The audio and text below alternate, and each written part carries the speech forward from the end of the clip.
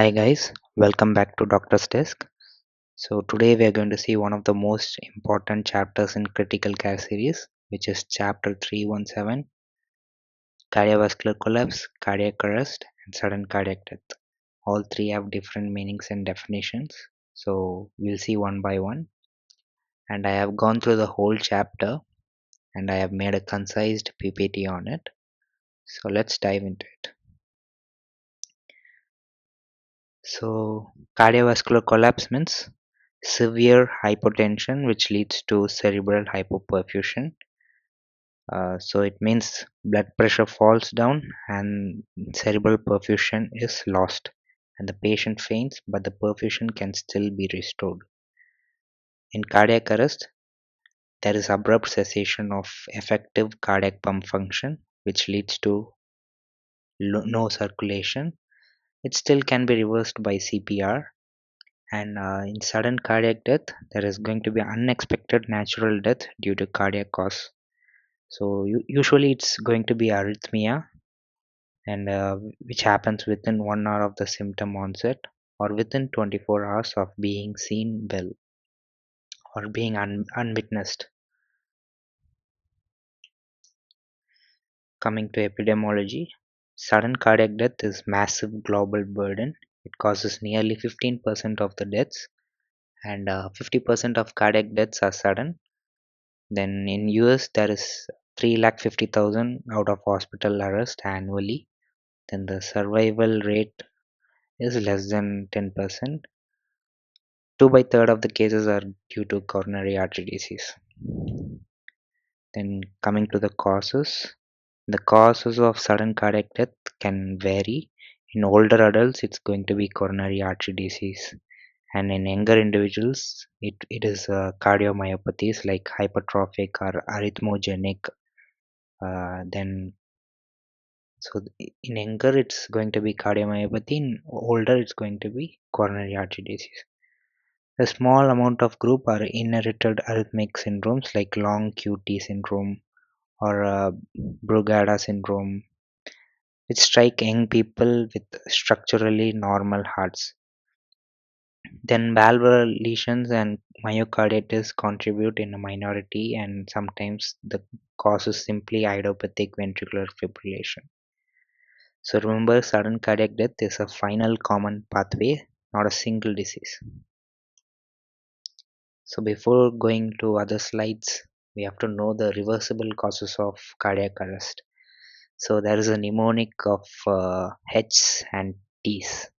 H's include hypoxia, hypovolemia, acidosis, which means hydrogen increase in hydrogen ion, then hypokalemia or hyperkalemia and hypothermia.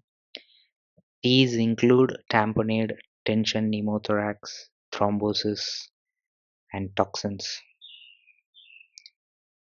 Coming to risk factors tells us who's walking on the edge, like men especially over 45 are at higher risk, patients with previous MI and or reduced ejection fraction or LV hypertrophy which is seen in chronic hypertension. These things are more danger in sudden cardiac death, and diabetes and kidney disease add a lot of risk to it.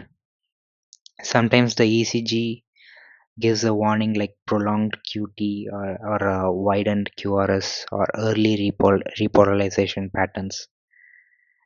And even the genetics matters, like family history of sudden cardiac death always must raise an alarm to this disease.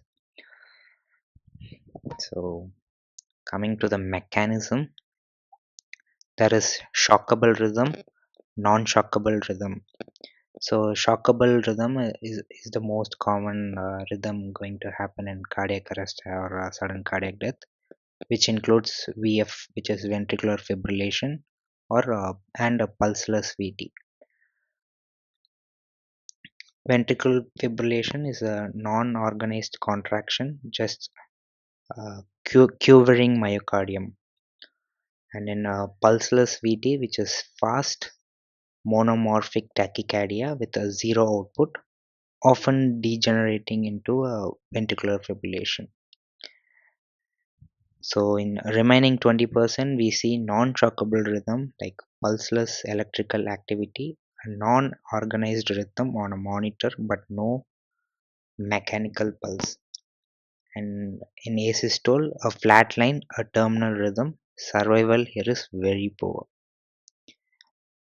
So underlying mechanism is usually ischemia creating a scar creating re-entry circuits, and re-entry spiraling into a ventricular fibrillation. I know it's confusing, but this is the real mechanism. So ischemia is happening, scar is occurring, and the scar which leads to re-entry of circuits, and this re-entry which leads to VF or VT.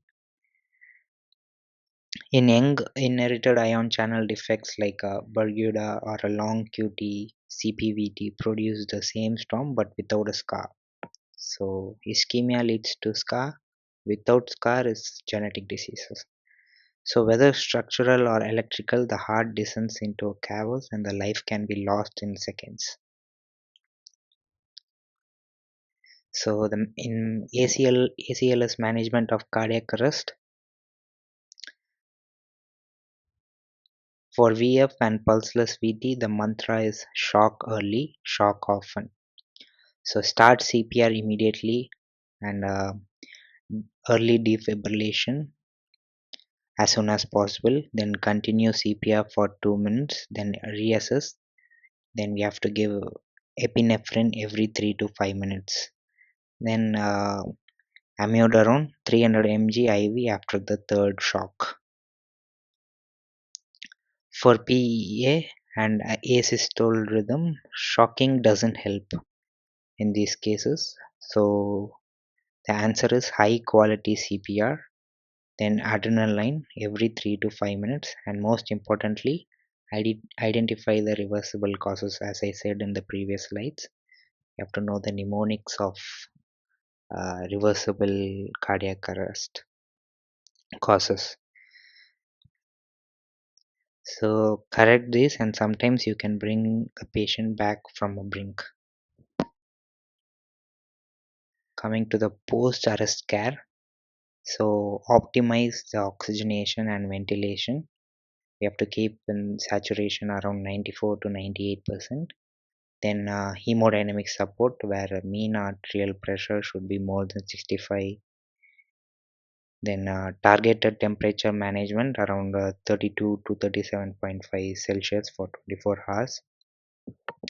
PCI for STEMI patients, and treat PE or dissection. Then ICD, then primary ejection fraction less than 35%, or inherited arrhythmia syndrome should be corrected.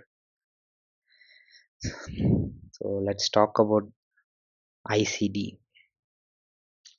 ICD is intracardio defibrillator.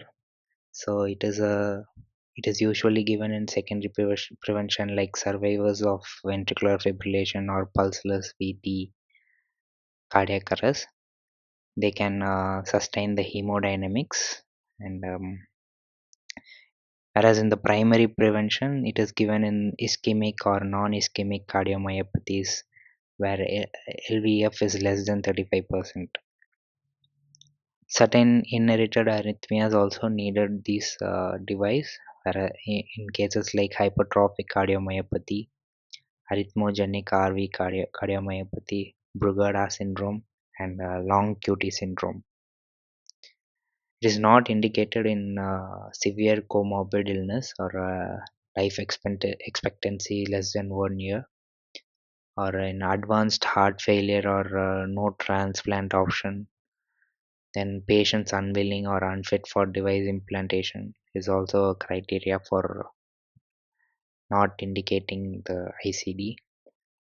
Then other preventive strategies like beta blockers, ACE inhibitors, then lifestyle modifications like stopping the smoking, then correcting the electrolytes, then avoiding the pro-arrhythmic drugs. Family screening for genetic syndromes should be also done. So, in summary, collapse is equal to severe hypotension, loss of consciousness, arrest, cessation of circulation, reversed can be reversed by CPR or defibrillator. Then SCD, sudden cardiac death, is unexpected cardiac death, mostly arrhythmic. The mechanisms are VF or VT, which is shockable rhythm, and a non-shockable rhythm, which is PEA or asystole rhythm.